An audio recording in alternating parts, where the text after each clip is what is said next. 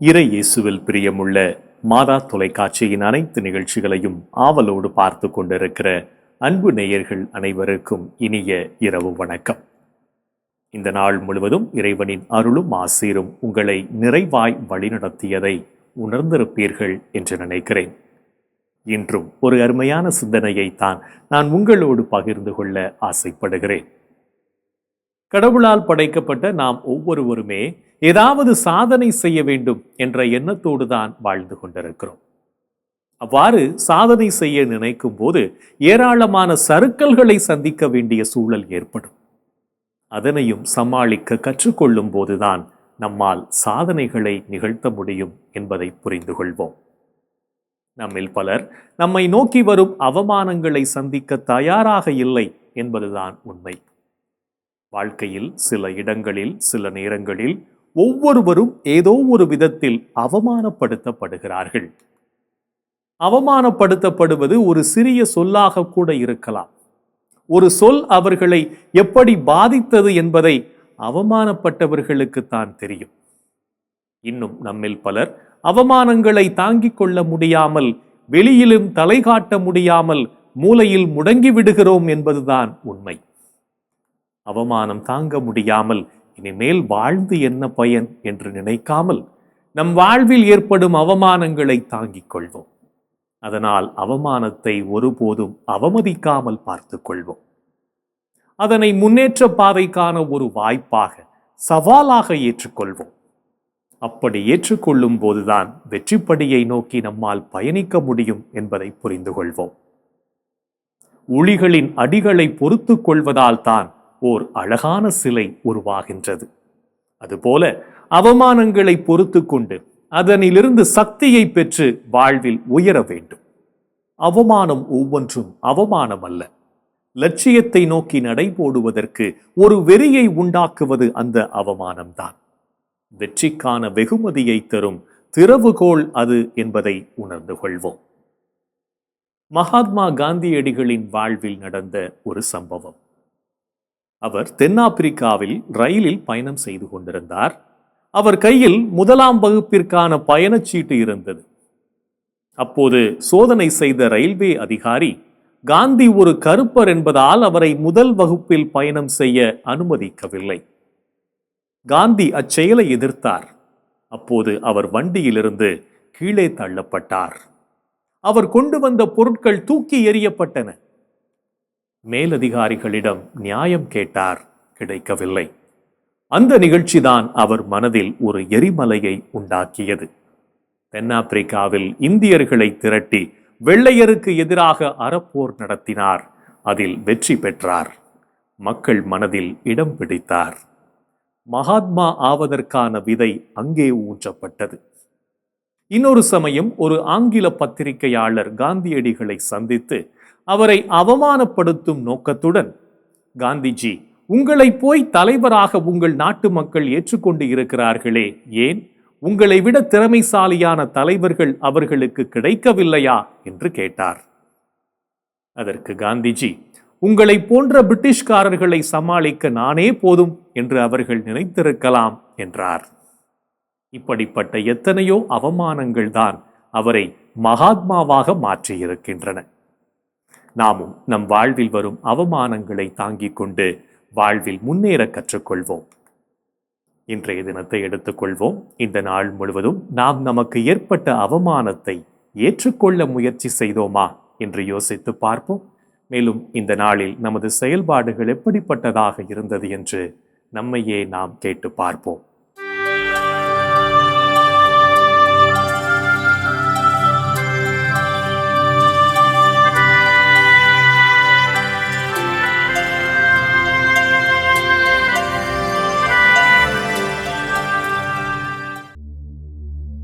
இன்று நீங்கள் செய்த செயல்களில் நீதியை நிலைநாட்டினீர்களா? நீதியை நிலைநாட்டுங்கள், நேர்மையை கடைபிடியுங்கள். நான் வழங்கும் விடுதலை அண்மையில் உள்ளது. இன்று நீங்கள் கடவுள் மீது நம்பிக்கை கொண்டீர்களா? விழிப்பாயிருங்கள், நம்பிக்கையில் நிலைத்திருங்கள், துணிவுடன் நடந்து கொள்ளுங்கள், வலிமையுடன் செயல்படுங்கள். இன்று நீங்கள் செய்த செயல்களை நல்ல மனதோடு செய்தீர்களா? முணுமுணுக்காமலும் வாதாடாமலும் யாவற்றையும் செய்யுங்கள். அப்பொழுதுதான் நீங்கள் நெறி கெட்ட சீரழிந்த தலைமுறையினரிடையே குற்றமும் கபடுமற்றவர்களாய் கடவுளின் மாசற்ற குழந்தைகளென திகழ்வீர்கள். என்று நீங்கள் உங்கள் நலனில் மட்டும் அக்கறை கொண்டு வாழ்ந்தீர்களா? நீங்கள் யாவரும் உங்களைச் சார்ந்தவற்றிலல்ல, பிறரை சார்ந்தவற்றிலேயே அக்கறை கொள்ள வேண்டும். இன்று நீங்கள் உங்கள் வீட்டில் உள்ள முதியோரை மதித்து நடந்தீர்களா? முதியோரிடம் கடுமையாயிராதே, அவர்களை தந்தையராக மதித்து ஊக்குவி. இந்த நாளில் நாம் இறைவனுக்கு உகந்த பல நல்ல செயல்களை செய்திருந்தாலும் சில நேரங்களில் இறைவனுக்கு எதிராகவும் செயல்பட்டு அவருடைய மனதை காயப்படுத்தி இருப்போம். அத்தகைய நேரங்களை எல்லாம் நினைத்து பார்த்து மனம் வருந்தி மன்னிப்பு கேட்டு மனத்துயர் மன்றாட்டை ஜெபிப்போம்.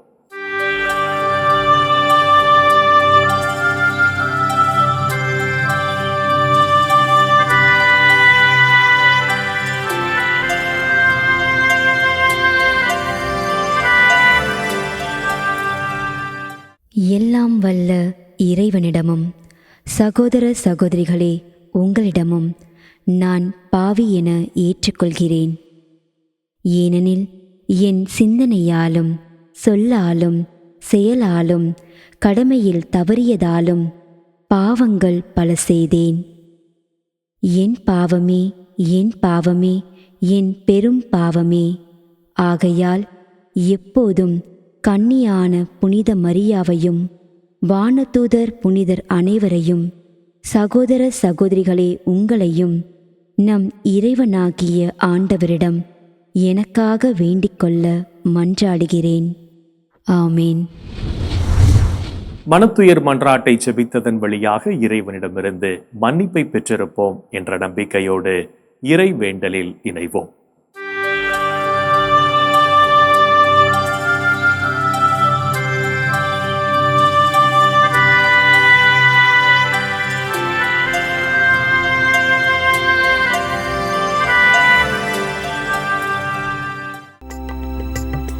இறைவா இறைவா எமக்கு துணை புரிய வாரும். ஆண்டவரே எமக்கு துணை புரிய விரைந்து வாரும். தந்தைக்கும் மகனுக்கும் தூய ஆவியாருக்கும் மாட்சி உண்டாவதாக. தொடக்கத்தில் இருந்தது போல் இப்பொழுதும் எப்பொழுதும் என்றென்றும் இருப்பதாக. ஆமென்.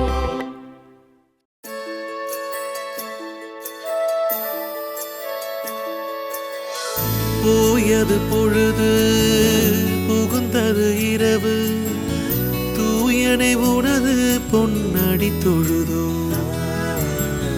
நேயமையெல்லாம் ஏதமும் நீக்கி நீயமையாண்டு காத்தருளையா.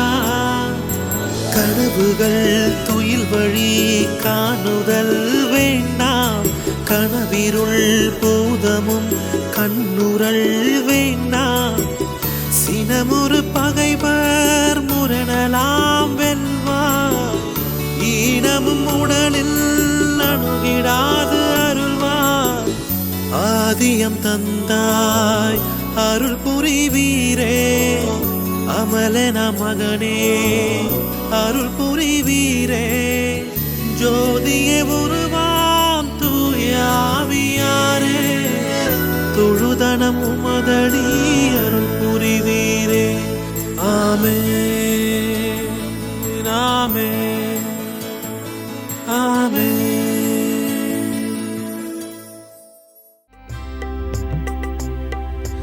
இறைவா இன்னுடலும் பாதுகாப்பில் நிலைத்திருக்கும். இறைவா என்னுடலும் பாதுகாப்பில் நிலைத்திருக்கும்.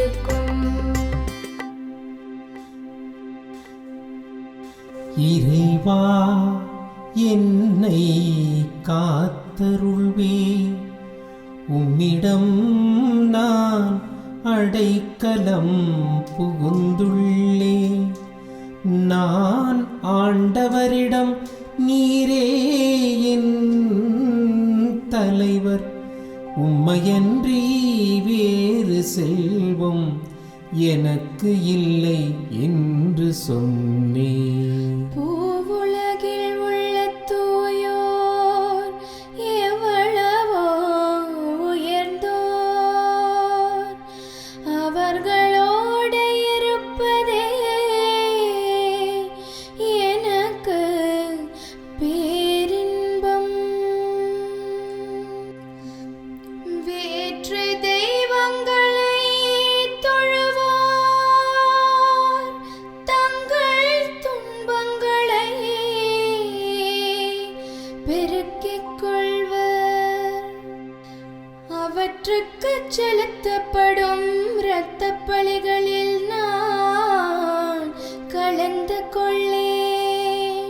அவற்றின் பெயரை கூட நாவினால் உச்சரியேன். ஆண்டவர் தாமே என் உரிமை சொத்து, அவரே என் கிண்ணம்.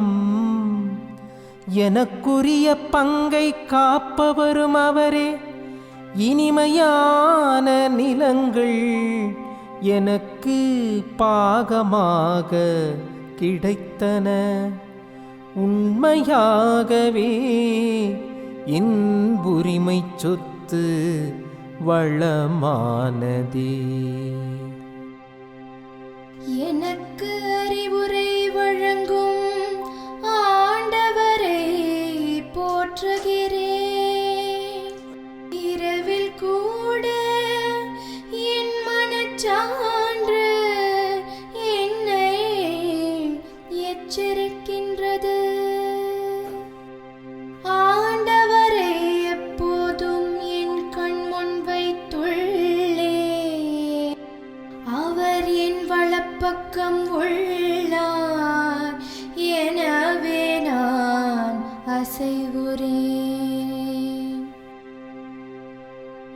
என் இதயம் மகிழ்கிறது, என் உள்ளம் அக்களிக்கிறது. என் உடலும் உம் பாதுகாப்பில் இளைப்பாரும். ஏனெனில் என்னை பாதாளத்தில் விட்டுவிட மாட்டீர். உம் அன்பன் நான் படுகுழியை காண விடமாட்டீர். வாழ்வின் வழியை நான் அறியச் செய்வீர். உமது திருமுன் எனக்கு நிறை மகிழ்ச்சி உண்டு. உமது வலப்பக்கத்தில் எப்போதும் பேரின்பம் உண்டு. தந்தைக்கும் மகனுக்கும் தூய ஆவியாருக்கும் மாட்சி உண்டாவதாக. தொடக்கத்தில் இருந்தது போல் இப்பொழுதும் எப்பொழுதும் என்றென்றும் இருப்பதாக. ஆமென். இறைவா இன்னுடல்வும் பாதுகாப்பில் நிலைத்திருக்கும். இறைவா என்னுடலும் பாதுகாப்பில் நிலைத்திருக்கும். இறைவனின் பராமரிப்பு இந்த இரவு முழுவதும் நம்மை பாதுகாத்து வழிநடத்தும் என்ற நம்பிக்கையை இறைவேண்டலின் வழியாக பெற்றுக்கொண்ட நாம் இப்போது நாளைய நற்செய்தி வாசகத்திற்கு செவிமடுப்போம்.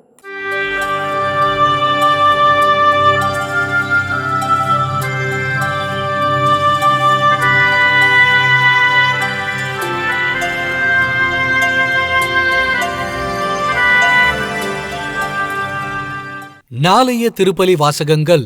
முதல் வாசகம் சீராக்கின் ஞான நூலிலிருந்து வாசகம்.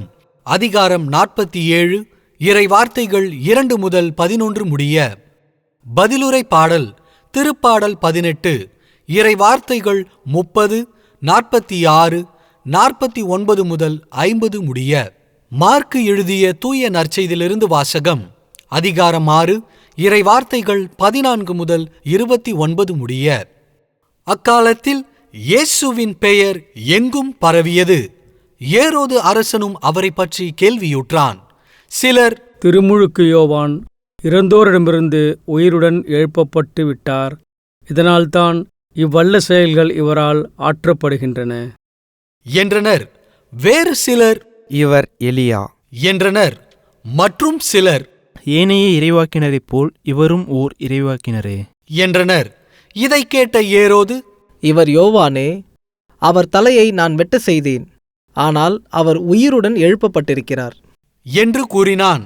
இந்த ஏரோது தன் சகோதரனான பிலிப்புவின் மனைவி ஏரோதியாவை தனக்கு மனைவியாக்கி இருந்தான். அவள் பொருட்டு ஆள் அனுப்பி யோவானை பிடித்து கட்டி சிறையில் அடைத்திருந்தான். ஏனெனில் யோவான் ஏரோதுவிடம், சகோதரர் மனைவியை நீர் வைத்திருப்பது முறையன்று என சொல்லி வந்தார். அப்போது ஏரோதியா அவர் மீது காழ்ப்புணர்வு கொண்டு அவரை கொலை செய்ய விரும்பினாள். ஆனால் அவளால் இயலவில்லை. ஏனெனில் யோவான் நேர்மையும் தூய்மையும் உள்ளவர் என்பதை ஏரோது அறிந்து அவருக்கு அஞ்சி அவருக்கு பாதுகாப்பு அளித்து வந்தான். அவரது சொல்லை கேட்டு மிக குழப்பமுற்ற போதிலும் அவருக்கு மனமு வந்து செவிசாய்த்தான். ஒரு நாள் ஏரோதியாவுக்கு நல்ல வாய்ப்பு ஒன்று கிடைத்தது. ஏரோது தன் பிறந்த நாளில் அரசவையினருக்கும் 1000 தலைவர்களுக்கும் கலிலேய முதன்மை குடிமக்களுக்கும் ஒரு விருந்து படைத்தான். அப்போது ஏரோதியாவின் மகள் உள்ளே வந்து நடனமாடி ஏரோதுவையும் விருந்தினரையும் அகமகிழ செய்தாள். அரசன் அச்சிறுமியிடம், உனக்கு என்ன வேண்டுமானாலும் கேள், தருகிறேன் என்றான். நீ என்னிடம் எது கேட்டாலும், ஏன் என் அரசில் பாதியையே கேட்டாலும் உனக்கு தருகிறேன் என்றும் ஆணையிட்டு கூறினான். அவள் வெளியே சென்று, நான் என்ன கேட்கலாம் என்று தன் தாயை வினவினாள். அவள், திருமுழுக்கு யோவானின் தலையை கேள் என்றாள். உடனே சிறுமி அரசனிடம் விரைந்து வந்து, திருமுழுக்கு யோவானின் தலையை ஒரு தட்டில் வைத்து இப்போதே எனக்கு கொடும் என்று கேட்டாள். இதை கேட்ட அரசன் மிகவும் வருந்தினான். ஆனாலும் விருந்தினர் முன் தான் ஆணையிட்டதால் அவளுக்கு அதை மறுக்க விரும்பவில்லை. உடனே அரசன் ஒரு காவலனை அனுப்பி யோவானுடைய தலையை கொண்டு வருமாறு பணித்தான். அவன் சென்று சிறையில் அவருடைய தலையை வெட்டி அதை ஒரு தட்டில் கொண்டு வந்து அச்சிறுமியிடம் கொடுக்க அவளும் அதை தன் தாயிடம் கொடுத்தாள். இதை கேள்வியுற்ற யோவானுடைய சீடர்கள் வந்து அவருடைய உடலை எடுத்து சென்று ஒரு கல்லறையில் வைத்தார்கள். ஆண்டவரின் அருள்வாக்கு. கிறிஸ்துவே உமக்கு புகழ். ஆண்டவரே, உம் கையில் என் உயிரை ஒப்படைக்கின்றேன். ஆண்டவரே, உம் கையில் என் உயிரை ஒப்படைக்கின்றேன். உண்மையின் ஆண்டவராகிய கடவுளே, எம்மை மீட்டவர் நீரே. ஆண்டவரே, உம் கையில் என் உயிரை ஒப்படைக்கின்றேன். தந்தைக்கும் மகனுக்கும் தூய ஆவியாருக்கும் மாட்சி உண்டாவதாக. ஆண்டவரே, உம் கையில் என் உயிரை ஒப்படைக்கின்றேன். மண்ணுலக யுத்தத்தில் பகைமை உண்மையை வெற்றி கொள்வதாக நாம் கண்டாலும் விண்ணுலக யுத்தத்தில் உண்மையே மகுடம் சூட்டுகிறது. நாமும் உண்மைக்கு சாட்சிகளாக வாழ்வோம், இறையரசை நமதாக்குவோம் என்ற சிந்தனையோடு சிமியோன் பாடலில் இணைவோம்.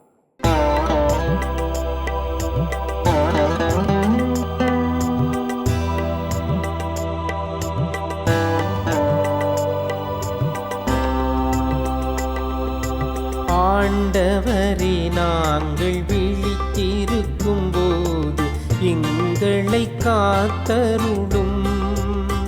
நாங்கள் தூங்கும்போது எங்களை பாதுகாத்தருளும்.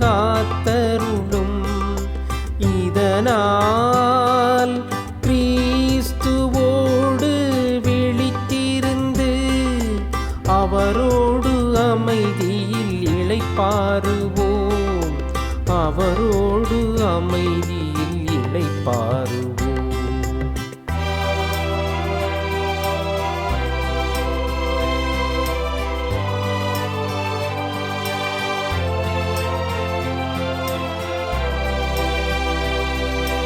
ஆண்டவரே, உமது சொற்படி உமது அடியான் என்னை இப்போது அமைதியுடன் போகச் செய்கிறீர்.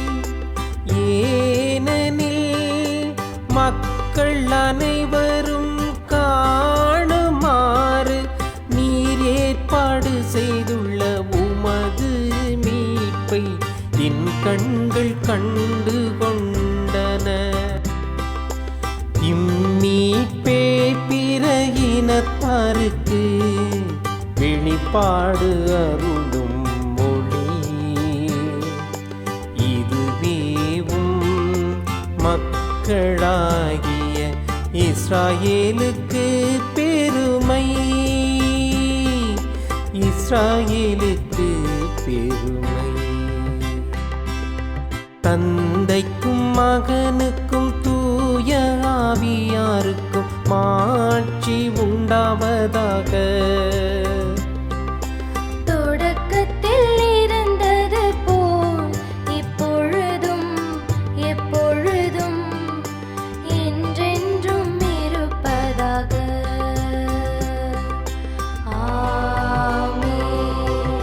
ஆண்டவரே, நாங்கள் விழித்திருக்கும் போது எங்களை காத்தருளும். நாங்கள் தூங்கும் போது எங்களை பாதுகாத்தருளும். இதனால் கிறிஸ்துவோடு விழித்திருந்து அவரோடு அமைதியில் இளைப்பாறுவோம்.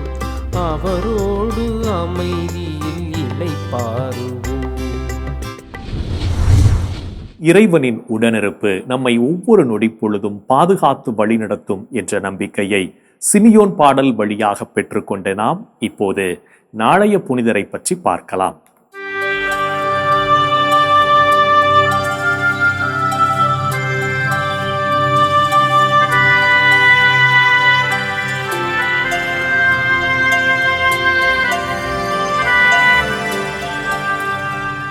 பிப்ரவரி 6 புனித பால்மீக்கி மற்றும் தோழர்கள்.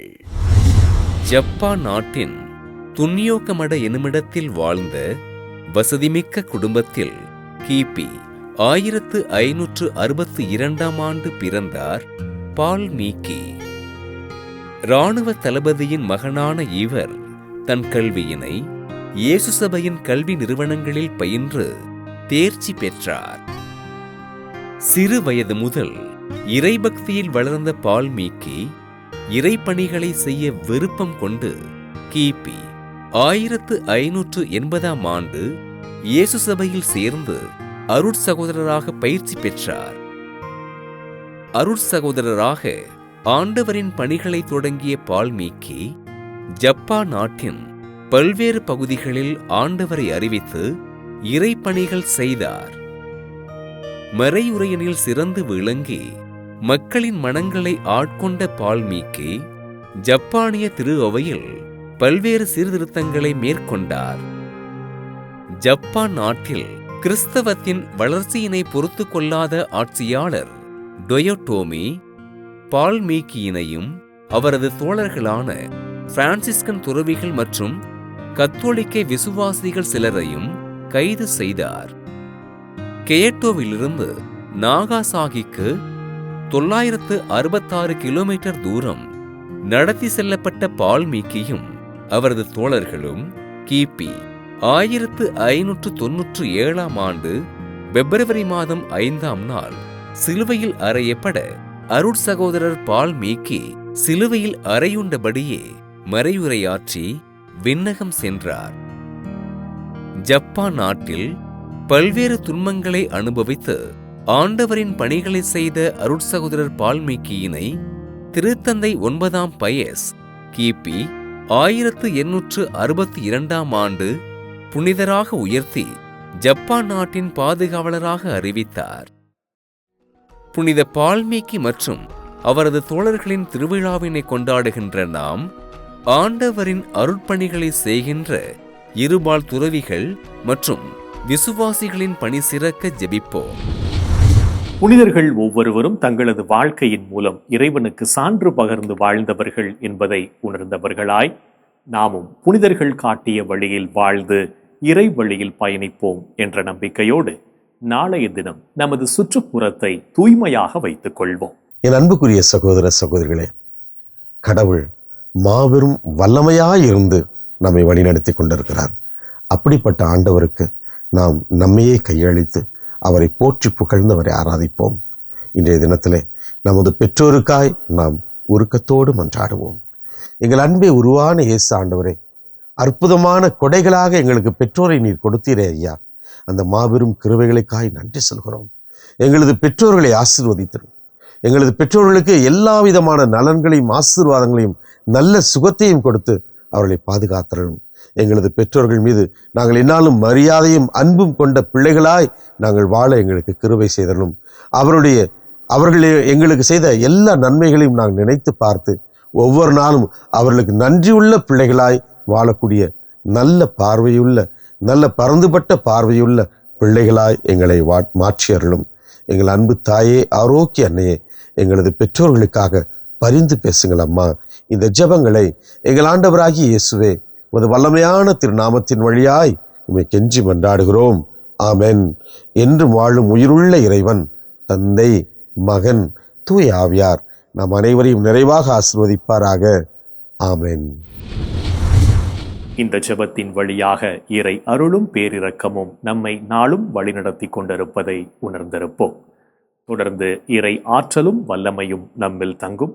அன்னை மரியாளும் நமக்கு உதவிகள் செய்வார் என்ற நம்பிக்கையோடு அவரின் துணை வேண்டி இந்த நிகழ்வை நிறைவு செய்யலாம். Good night.